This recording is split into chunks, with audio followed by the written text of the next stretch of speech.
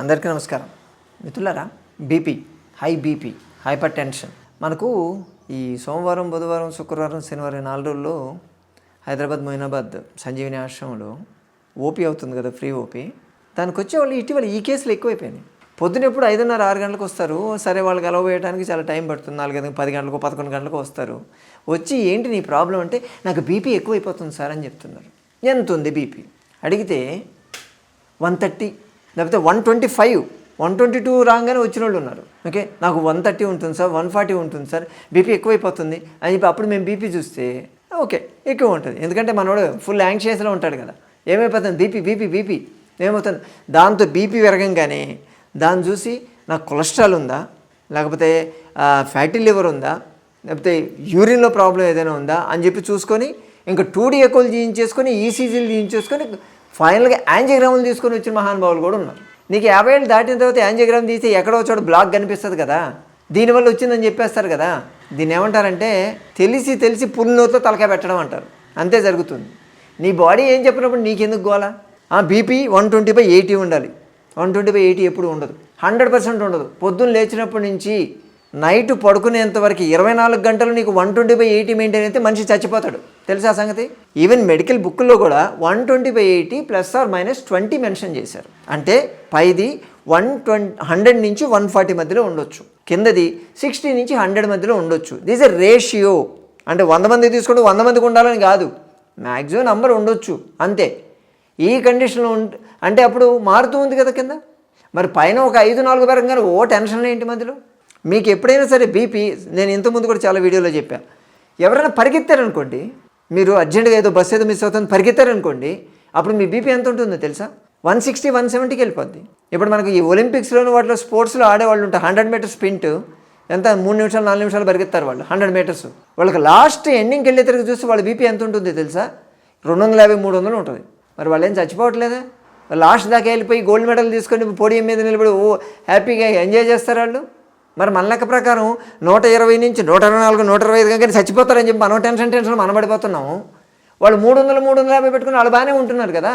ఎందుకంత టెన్షన్? హార్ట్లో ఎప్పుడైనా సరే మజిల్ అనేది ఉంది. ఎక్కడ హార్ట్ కూడా మజిలే, అది స్ట్రెచ్ కావాలి, షింక్ కావాలి, దాని ప్రాసెస్ జరగాలి.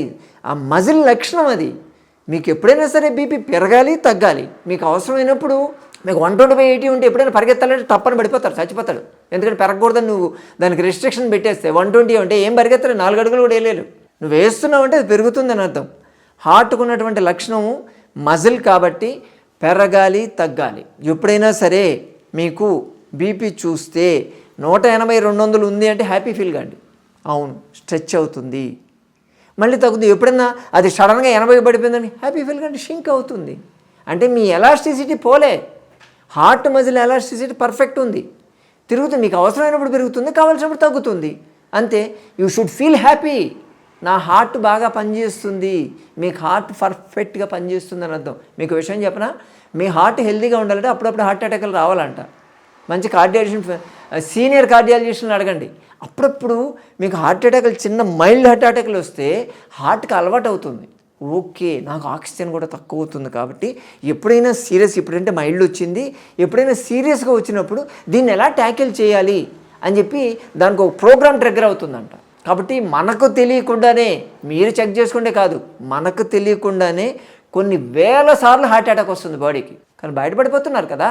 తెలిసి నాకు వచ్చి ఏదో మ్యాక్సిమం వచ్చినప్పుడు తెలుస్తుంది. కాబట్టి మీకు బీపీ ఫ్లక్చుయేషన్స్ అవుతున్నాయంటే యూ షుడ్ ఫీల్ హ్యాపీ. నా హార్ట్ బాగా పనిచేస్తుందని హ్యాపీ ఫీల్ కాండి.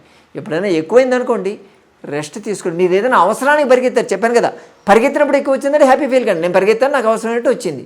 అలా కాకుండా ఎప్పుడైనా కూర్చున్నప్పుడు, మీరు ఖాళీగా కూర్చున్నప్పుడు వచ్చింది అనుకోండి, ఎక్కువ స్ట్రెయిన్ అవుతున్నారు, మెంటల్ స్ట్రెయిన్ అవుతున్నారని అర్థం. రెస్ట్ తీసుకోండి, పడుకోండి, రిలాక్స్ కండి. ఒక అరగంట తర్వాత, గంట తర్వాత పడుకున్న స్టేట్లోనే చూడండి, రెస్టింగ్ హార్ట్ రేట్ అంటారు దాన్ని. అప్పుడు చూస్తే అప్పుడు కూడా హైలోనే ఉంది, 180, 200 అదే మెయింటైన్ అవుతుందంటే ఏదో కొంచెం డౌట్ పడాలి. అంతేగాని మీరు ఆలోచించేటివన్నీ ఆలోచిస్తారు, దిక్కుమల్ని కావాల్సిన పనికిమాలిన టెన్షన్లన్నీ పడతారు, తినేటివన్నీ తింటారు, ఉప్పు తింటారు, కారాలు తింటారు, మసాలాలు తింటారు, నాన్ వెజ్ తింటారు, దరిద్రాలన్నీ తింటాం. తినేసి మా బీపీ మాత్రం పెరగదు. అది మాత్రం మీలో పార్ట్ కదా, నువ్వు తింటే అది తిందా? కామన్ అది. మీకు అప్ అండ్ డౌన్స్ వస్తున్నాయి అంటే నార్మల్ వస్తుందా, ఒకరోజు పోవచ్చు, ఆ రోజు మీరు చూసిన 180 పోవచ్చు, తర్వాత మళ్ళీ 120 టచ్ అవుతుందా, 100కి వెళ్తుందా అన్నది మీరు అబ్జర్వ్ చేయండి. అలా ఏంటంటే నథింగ్ టు వరీ, అస్సలు కంగారు పడాల్సిన అవసరం లేదు. రెస్ట్, దెన్ టెస్ట్, రిలాక్స్, అంతే. రెస్టింగ్ బీపీ కూడా హై ఉంటే అప్పుడు కంగారు పడాలి. సరేనా?